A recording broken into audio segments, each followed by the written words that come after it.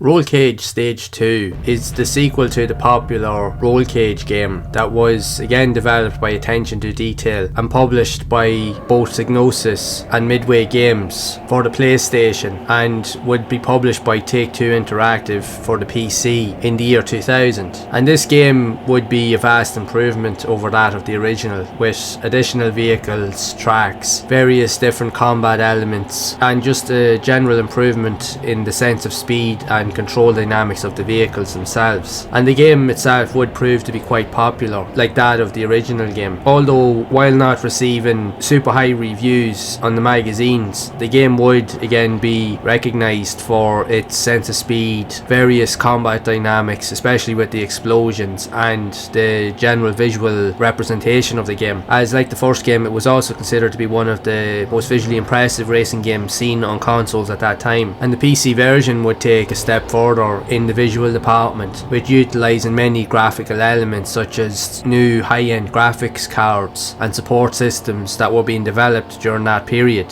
that really allowed developers to push the graphical quality of the game to the next level. And at the time, it was also considered as one of the most visually impressive racing games even seen on the PC at that time. So it really managed to push the boundaries across the board in terms of what it was possible both on PC and on consoles. And like the first game, this would also be classed as a really good alternative to the Wipeout series that again saw home and was very popular during the days of the PlayStation, as the futuristic vibe and take on various games were very popular on the days of the PlayStation, especially during the early years of the system, as the whole aesthetic surrounding the PlayStation was always kind of that futuristic kind of vibe. Because again, when you think about it, we were transitioning from a time, even for myself growing up, you were transitioning from playing games on the likes of the Sega Mega Drive and Super Nintendo, or even 8-bit systems such as the NES and Sega Master System and other personal computers with the likes of the Commodore 64, Amiga and the like. And then you're transitioning from both 8-bit, 16-bit to 32-bit with the likes of the PlayStation and at the time also the Sega Saturn. And games were showing up even for the PC at that time as well. But not everybody had a PC or had the privilege to be able to play games on the PC. And that was only for the privileged few. But there was a lot more hurdles to jump over in terms of setting games up on the PC. So it was always easier to play games on the console, and the PlayStation made it very, very easy to do so. So you had a great mix of various types of games that were released on the system, and then even as the console went through different stages of its lifespan, it was still producing quality games such as Rollcage Stage 2 that would appeal to a mass audience. And the game itself would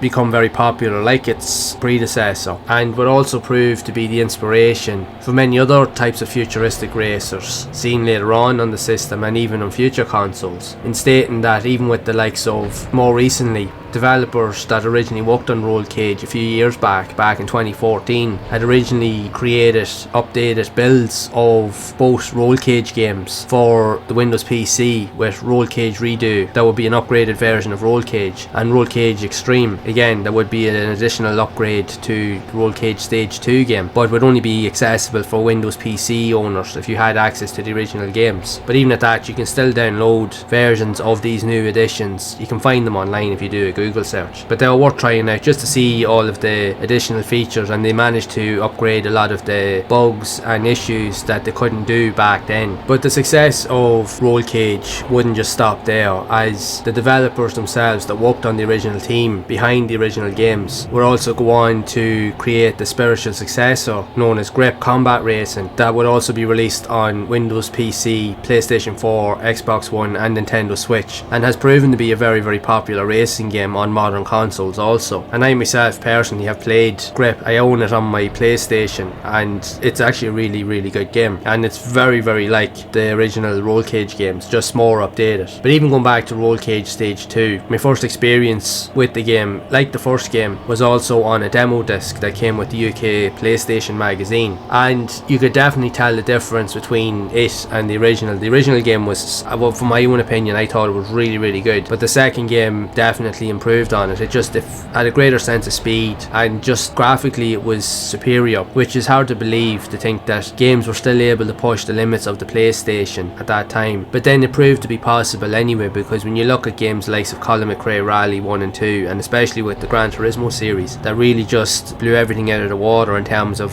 what was possible on the PlayStation, that it left it open for other developers to really challenge themselves to see what they could produce. And in fairness, the Rollcage games definitely managed to do that, in all fairness to them. They are a phenomenal game, and they're a great alternative to the Wipeout series and other futuristic racers also seen on the console as well. Again, it has more drivers, more tracks, more modes to play through. Again, it's still challenging. It is even probably just as difficult as the first game in terms of pick up and play value, especially for a beginner. But it's one of those games that you just have to put time into, but once you do, you will have a really good experience. It is truly a classic in all respects to it. It just is a phenomenal game. So I'd highly recommend, if you haven't played either of the Rollcage games or even the modern version, Grip, go and try them out and see what you think for yourself. They are a really good selection of games. And I would love to know your thoughts on Rollcage Stage 2 for the PlayStation if you have played it yourself. And if so, what did you think of it back in the day? Were you impressed with the visuals of the game, or do you genuinely like futuristic style racers, especially during that time period of the PlayStation? Be sure to share it down in the comments below. And if you have enjoyed this video, make sure to leave a like, subscribe to the channel and hit the bell to be updated of future videos. And if you would like to see more content around other types of games similar to Rollcage Stage 2, you can check out this playlist here on the screen to see more of those games in action and keep those gaming memories alive.